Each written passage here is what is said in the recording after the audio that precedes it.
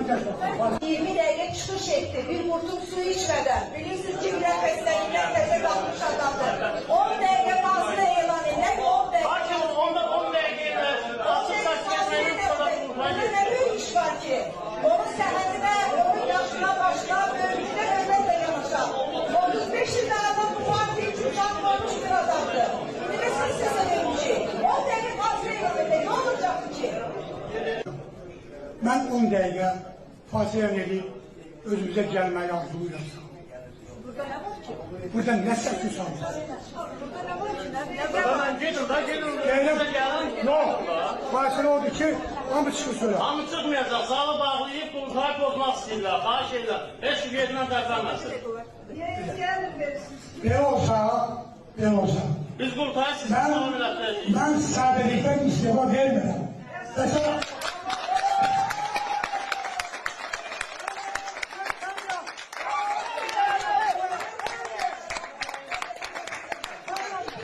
Mətbuata açıqlama veriləcəkdir bununla bağlı. Mətbuat bizim açıqlamamızı gördürür. Hər birimizə bilirik ki, onun səhhətinə istiqlal edirəm. Yəni, burada böyük bir qəbahat olmadı ki, yolda çıxır. ben istifa verdim tutardı da. Kuruldan tutardı, bitti, ben istifa verdim. Ne böyle sana? Var. Verəsən verirsən məhkəməyə, Verəsin. üstündə var səndən məşğul. Verəsin.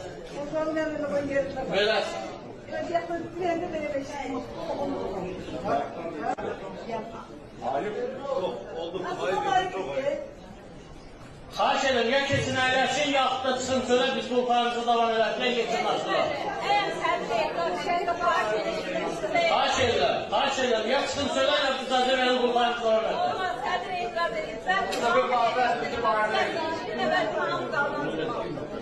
İnsan hər kəs götürsün, bir xəbər saytına gitsin, xəbər saytlarını dəvət eləsin bura. Bir dəqiqə, xahiş edirəm, hər kəs bir xəbər saytına dəvət etsin. Sıfırda fasilə, ne diyorsun?